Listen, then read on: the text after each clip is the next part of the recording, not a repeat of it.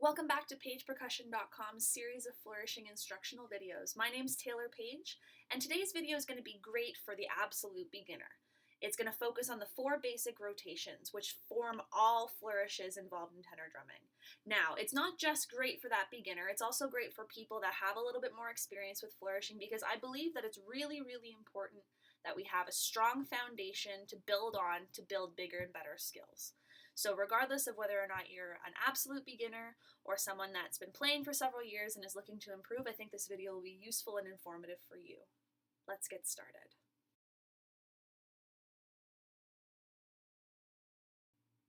Before we talk about each rotation on their own and how we do them, I think it's important to take a minute to talk about what each name of these rotations means and what it's going to tell us to do.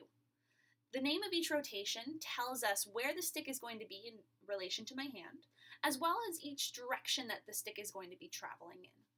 The 4 basic rotations by name are inside forward, inside reverse, outside forward, and outside reverse, for again a grand total of 4.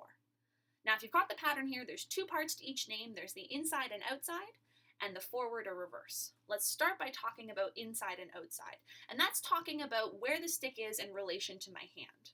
The inside is going to be traveling closer to the palm of my hand in the inner pivot point, and the outside is going to be traveling closer to the back of my hand in the outer pivot point. Forward and reverse is talking about the direction that the stick is traveling in. Forward is going to be traveling away from me, or forward, while reverse is going to be traveling towards me or backwards. Forward and reverse. Just to recap again here, inside, outside, forward, and reverse.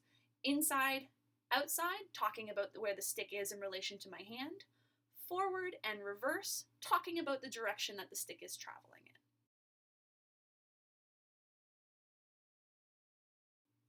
We're going to talk now about the 2 basic rotations that are done on the outside of the hand in the outer pivot point. That is our outside reverse and our outside forward.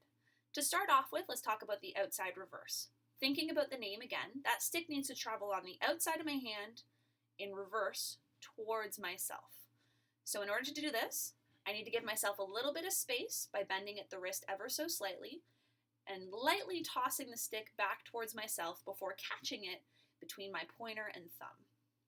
1, 2, 3, 4. That's our outside reverse rotation. A couple things to think about here.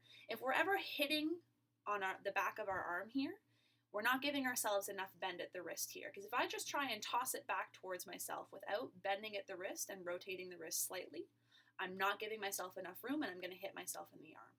The other thing to think about here is that we want to make sure that the hand is always coming back around so that the palm is facing forward.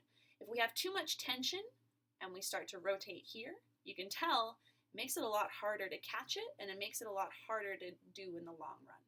So thinking about this guy again, outside reverse, traveling on the back of my hand towards myself in reverse. 1, my hand comes all the way back around, and I'm catching between my thumb and my pointer. Let's do 4 of those again.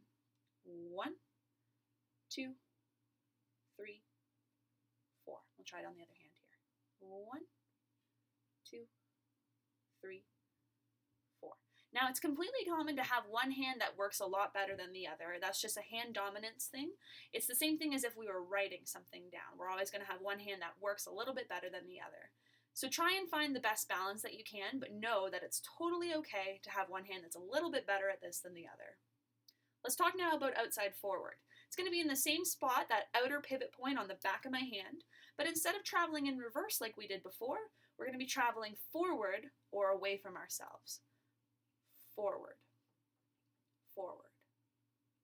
1, 2, 3, 4.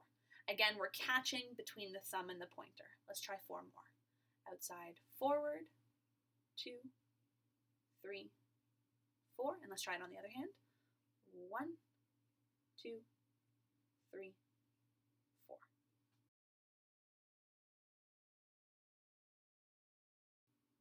Let's talk now about the inside rotations that happen. There's 2 of them. That's our inside forward and our inside reverse. We'll start off with our inside forward. Like the name says, our inside forward is going to be on the inner pivot point, and it's going to travel forward or away from us.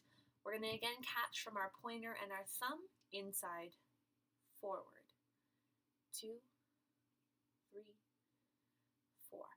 Like any other rotation that we do, I think it's sometimes important to talk about the momentum that you're traveling in to give yourself a little bit of an idea about what the stick is supposed to feel like in your hand.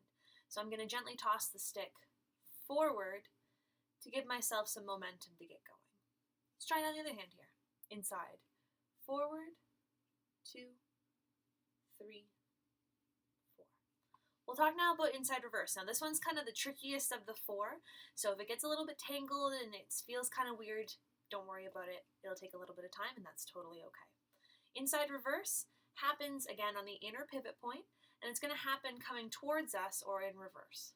1, 2, 3, 4.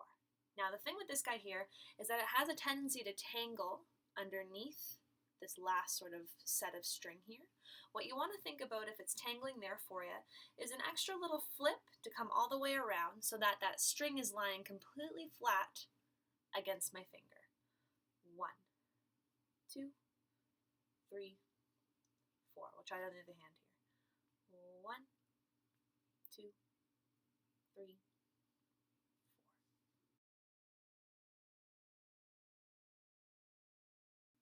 It's really important when we're building up these skills, these basic rotations, to not only think about the rotation itself, but also about catching the stick. Half of the battle when it comes to flourishing is making sure that you can catch the rotation cleanly and confidently every single time. If we're only working on the rotation itself, we're not building up half of the essential skill of flourishing. So when you're practicing these rotations, start with just one rotation and catch, making sure that we're confidently and cleanly catching the stick at the same height, nice and straight up and down every single time, and then build up the rotations, always finishing up with a catch. Another thing to think about if we're having difficulty with the stick tangling is whether or not our arm is moving around too much. All of these rotations can be done with a very quiet and calm arm. I'm not pushing the stick too much. I'm not wavering my arm or my elbow all over the place. It's really important that we keep our arms calm so that we're not interrupting the flow of the rotation as it happens. Thank you so much for checking out this video. I hope you found it helpful. Be sure to follow me on Facebook at Page Percussion or on Instagram at Taylor the Tenor. And then be sure to check out my website, pagepercussion.com, for all your instruction, score writing, and consulting needs. Take care!